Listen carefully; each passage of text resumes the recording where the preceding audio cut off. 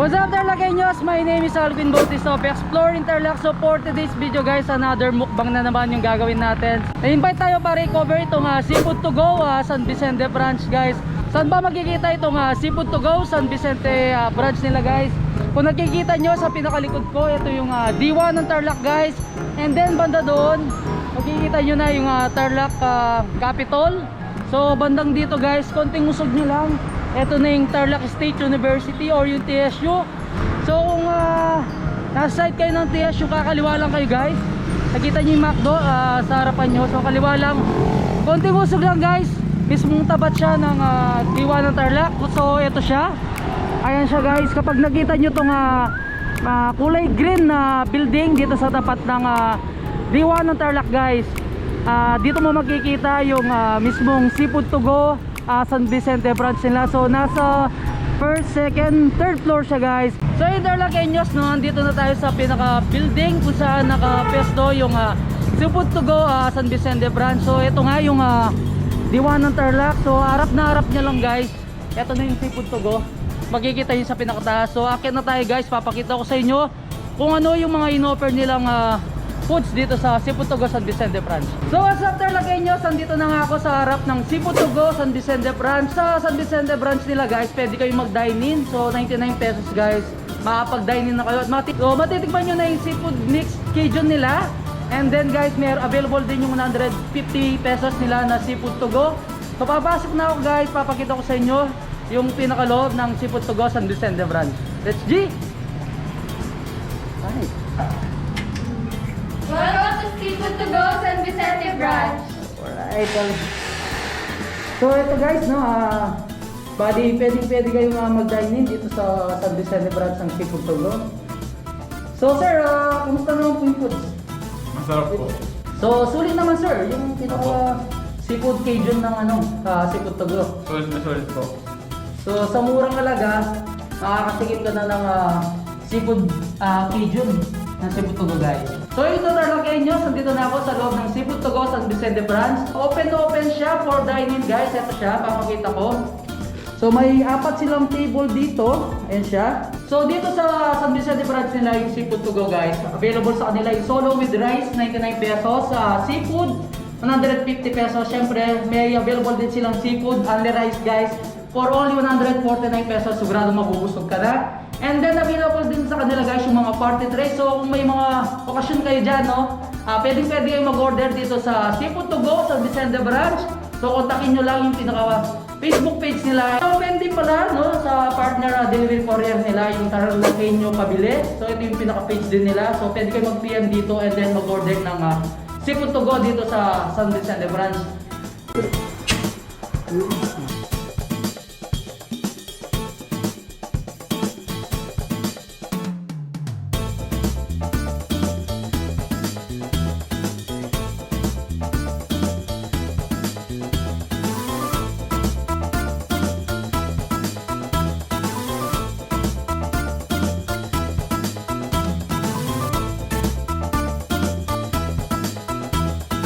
So yung Tarlaqueños, bali niluluto na nila itong Seafood to Go, yung 150 pesos na to go nila guys. And then yung solo ko lang nila guys, no?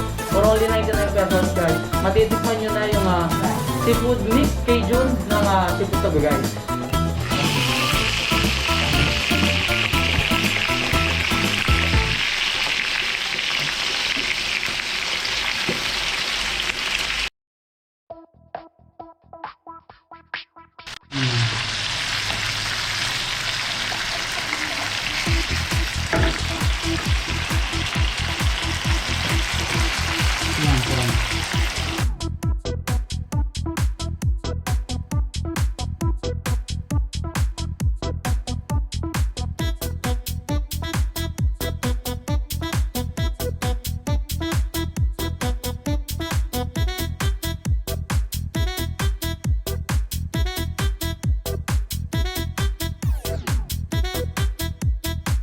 So what's up Tarlaqueños? Again, my name is 𝗚𝗥𝗡𝗆𝗡, exploring Tarlac. So for today's video guys, mag-food review tayo ng Seafood Mixed Cajun So ito na guys, na yung pangalawang pag-feature ko ng Seafood to Go. So yun guys, napunta na kayo dito sa Seafood to Go San Vicente branch. And then guys, no, abangan nyo yung Seafood to Go Matatalay branch nila. So pinaka-landmark nila guys, alam ko, is 𝗙𝗪𝗏𝗏 grocery, and then malapit din siya sa Magic Star Matatalay.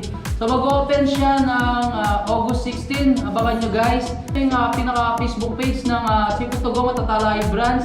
So yun na Tarlaqueños, ganito karami yung pinaka-solo nila. So ito, solo with rice guys. 99 pesos guys, matitikman nyo na yung mixed seafood Cajun ng Seafood to Go San Vicente branch. So may partner siya ng rice, ayan siya, 99 pesos. And then kung seafood lover naman kayo, pwede naman kayong mag-order nung mismong seafood unli rice nila guys for only 149 pesos. May enjoy mo na yung Seafood to Go mo guys. And then yung pinaka Seafood to Go nila is 150 pesos yung nakatab. And then guys, no, nagsaserve din sila ng iced tea feature. So 60 pesos guys, no, napakarami na ng iced tea.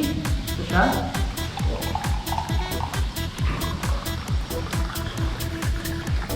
Cheers!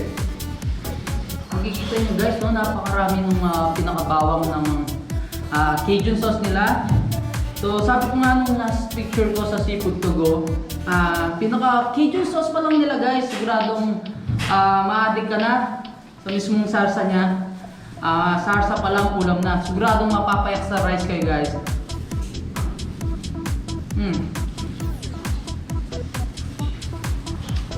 Masarap talaga siyang i-partner sa rice, no?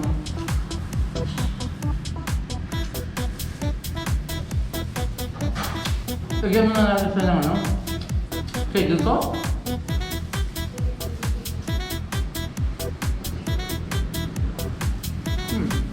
So yun Tarlaqueños, ano ba yung makikita sa Seafood Mixed Cajun ng Seafood to Go San Vicente branch.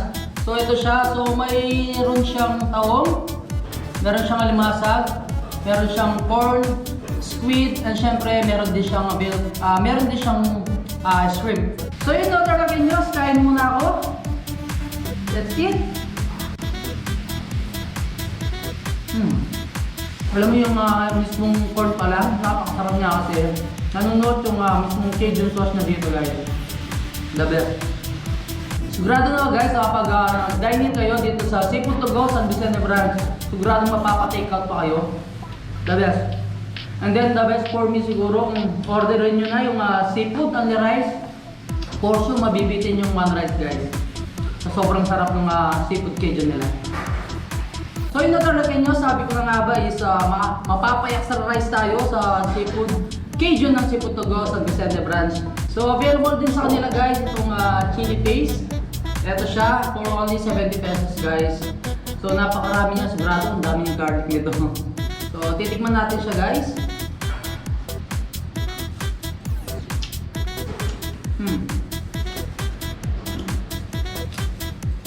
So yun guys, no, kung gusto nyo ng additional spicy sa Seafood to Go nyo guys.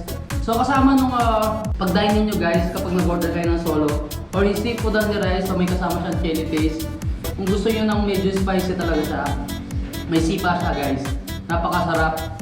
And then, malalasahan mo din yung pinaka-garlic. So kasabay nung Cajun sauce, napaka-garlic niya guys. And then hindi siya ganun kaalat. And pag hinalo mo siya sa kanin, the best guys.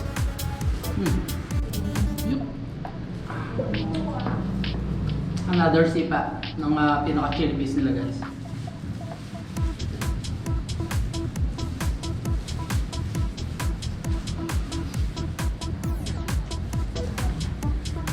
Hi Tarlaqueños, I'm Lori and I'm Ivan. Iniimbitahan po namin kayo na pumunta sa Seafood to Go San Vicente branch. Open po kami Monday to Sunday, 10 a.m. to 8 p.m. Tara na mga ka-seafood! So yun na Tarlaqueños, tapos na ako kumain.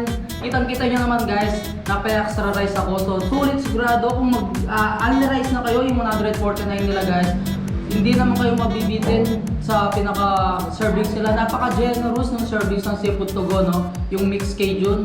Sigurado guys, yung Cajun sauce pa lang, ulam na. I-follow nyo na yung Facebook page ng Seafood to Go sa Vicente branch guys. So may promo sila guys.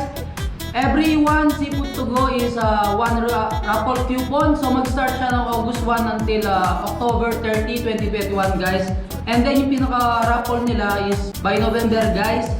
And then kagandahan niya guys, every bili nyo ng seafood to go nila, may raffle coupon kayo. So kung bumili kayo ng 50 seafood to go, so may 50 raffle coupon kayo guys. Yun guys, nung malaking alaga na rin yung kalating kaban ng bigas, medyo mataas din yung rice ngayon. So pag nanalo kayo guys, bili kayo ng maraming seafood to go para i-partner nyo sa napatalunan yung bigas guys. And then wag nyo kalimutan guys, by August 16, mag-open na rin yung Seafood to Go Matatalay branch.